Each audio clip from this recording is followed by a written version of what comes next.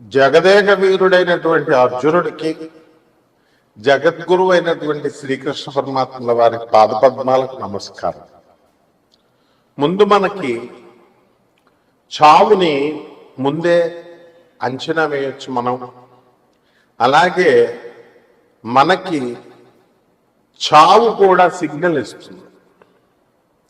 దాన్ని మనం గ్రహించగలిగేటటువంటి కెపాసిటీ మనం పెంచుకోవాలి. దానికోసమే ఈ మెడిటేషన్లు, ఈ పూజలు, పునస్కారాలన్నీ. ఇప్పుడు ఒక వ్యక్తి ఉంటాడు, తెగ పూజలు చేస్తున్నాడు, మోక్షం వచ్చేస్తుంది అంటారు. మోక్షం ఏంటి? మోక్షం ఏంటి? దాని డెఫినేషన్ ఏంటి అసలు? స్వామీజీలందరూ వెళ్ళి నాకు ఇల్లు కావాలని అడిగామనుకో, వాళ్ళు ఏమంటారు? ఇల్లు వాడు ఇల్లులు కట్టుకుంటాడు, మంత్రగాళ్ళు వీళ్ళు వాళ్ళ ఇల్లులు కట్టుకుంటారు, కానీ మీకు ఇల్లునిచ్చే కెపాసిటీ వాళ్ళకు ఉంటుందా? ఉండదు. అందువల్ల వాళ్ళు ఏం చేస్తారంటే టాపిక్ని డైవర్ట్ చేయడం కోసం పరమాత్మ ఉన్నాడు, మోక్షం కోసం సాధన చేయి, ఇలా డైవర్ట్ చేస్తారు. కాబట్టి మనము జన్మ ఎత్తిన తర్వాత మనకి ఆటోమేటిక్గా మన సాధన మనకి తెలుసు. అదే రమణ మహర్షుల వారు చెప్తారు. భగవాన్ రమణ మహర్షుల వారు తిరునావెల్లిలో ఆయన ఏం చెప్తారంటే, నిన్ను నువ్వు తెలుసుకో అంతే.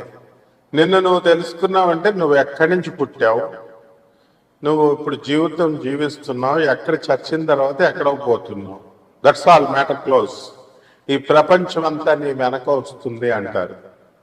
ఆయన 5వ క్లాస్ చదువుకున్నాడు, అందగాడు కాదు. అయినా సరే ఇప్పటికి కూడా కొన్ని లక్షల మంది విదేశీ భక్తులతో సహా ఎందుకు వెళ్తున్నారు అరుణాచలం?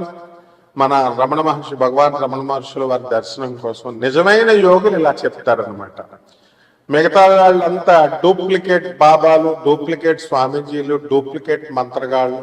వీళ్ళు చెప్పేది ఏంటంటే సాధన చేసుకో, మోక్షం వస్తుంది. ఎవడకి కావాలి నీ మోక్షం, ఎవడకి కావాలి నీ సాధన అని అడిగేటటువంటి దమ్ము, ధైర్యం, వివేకత ఈ చెత్త ప్రజలకు ఉండదన్నమాట. కాబట్టి మీకు చావు సిగ్నల్ ఇస్తుంది. అది పురాణాల్లో చెప్పబడింది. ఏ అధ్యాయాల్లో, ఎక్కడ, ఏ పురాణంలో ఉందో కావలసినటువంటి వాడిని నన్ను అడగొచ్చు, నిర్మోహటంగా చెప్తాను. తల్లిదండ్రులకి దూరంగా వెళ్ళిపోతున్నారనుకో, వాళ్ళకి చావు అతి త్వరలో ఉంది అని అర్థం. అంటే పిల్లల్ని బాగా, అంటే అందరూ చూసుకుంటారు, విపరీతంగా చూసుకుంటారు, చూసావు చాలా మంది బాగా అని. అటువంటి వాళ్ళకి చావు దగ్గరగా ఉంది అన్నది ఒక సిగ్నల్. ఎందువలన? Too much is too bad అన్నది. ఈ ఎక్కువ ఎవరైతే అటాచ్ అయి ఉంటారో వాళ్ళకి దీపం ఉంటుంది చూసారా, ఆరిపోయే ముందు దీపం చాలా పెద్దగా వెలుగుతారు అనమాట, ఎక్కువ వెలుగునిస్తుంది, టపక్మని ఆరిపోతుంది. అంటే మళ్ళీ నేను రాలేను, మళ్ళీ నేను భార్య పిల్లల్ని చూడలేను అని ఎన్నో రోజుల చచ్చిపోయిన తర్వాత ఆ చూపించే ప్రేమ ఇప్పుడు చూపించేస్తాడు భార్య పిల్లల మీద.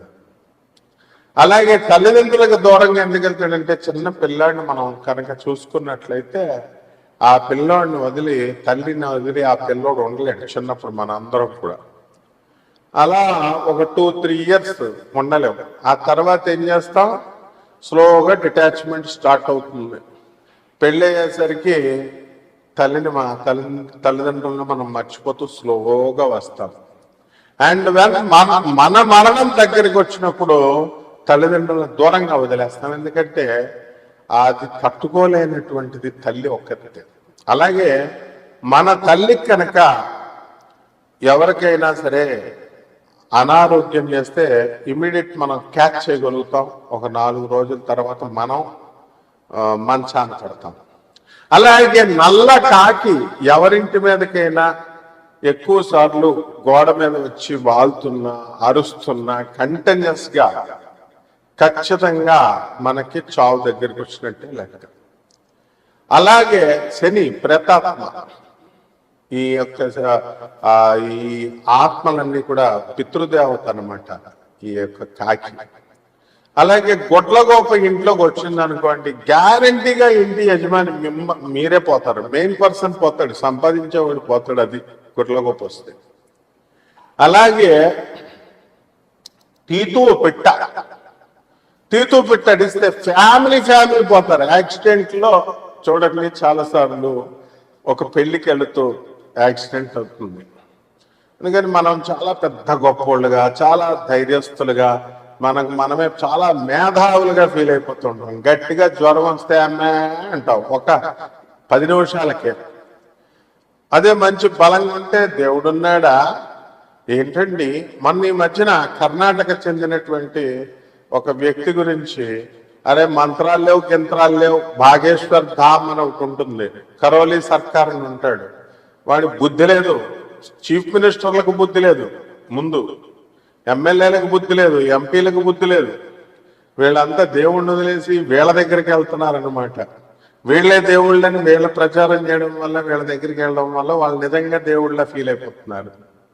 కాబట్టి అందులో ఎంతో మంచిగా అలాంటివి నడవకూడదురా. ఫోన్ నెంబర్ చూసి పేర్లు చెప్తే ఏంటి లాభం, నీకేంట్రా లాభం? ఫోన్ నెంబర్ చూసి చెప్తే నీకేమైనా ఇల్లు వస్తుందా, జాబ్ వస్తుందా? లేకపోతే ఫోన్ నెంబర్ అవన్నీ జరిగిపోయినాయి. ఫోన్ నెంబర్ ఇచ్చిన తర్వాత ఆధార్ కార్డుని తీసుకుంటారు వాళ్ళు అనఫిషియల్ గా. శివోహం అనేటటువంటి ప్రోగ్రామ్ లో ఒక వ్యక్తి యొక్క ఇలాంటి లీలలన్నీ బయట 5 నెలల ముందు బయట పడ్డాయి. 5 నెలలే ఆగింది వాళ్ళ వ్యాపారం. ఫోన్ నెంబర్ చూసి చెప్పేస్తాడు, పేర్లు, ఫ్యామిలీ మెంబర్స్ ఇవన్నీ కూడా ఆధార్ కార్డులో ఉన్నవన్నీ. There will be a network. కాబట్టి బాగేశ్వర్ ధామ్లో ఒకడు ఉంటాడు, వాడు వీళ్ళందరికీ ఏంటంటే చదువులు తక్కువ, అడవులు ఎక్కువ.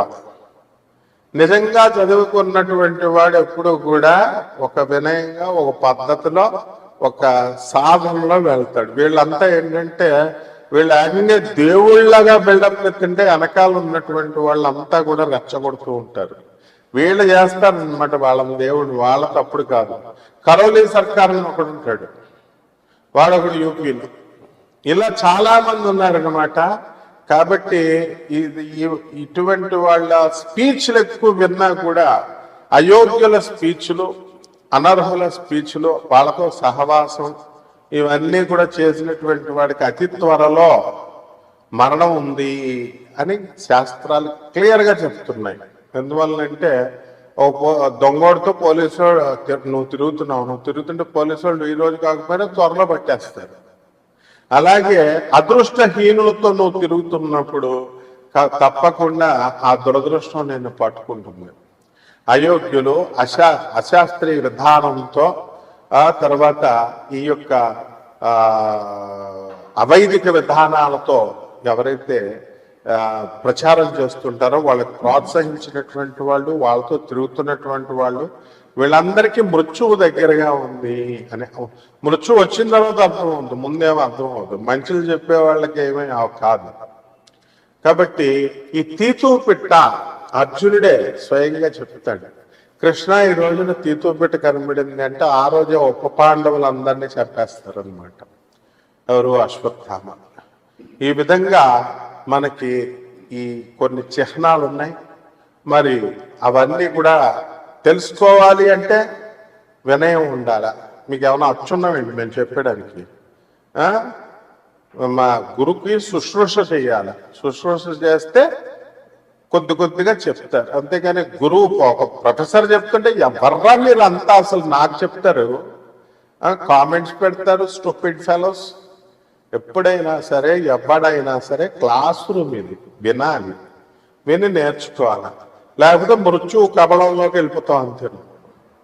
మృత్యువు యొక్క కబలంలోకి వెళ్ళిపోయినప్పుడు, ఆ ముఖంలోకి వెళ్ళిపోయినప్పుడు నిన్ను రక్షించేవాడు గురువు.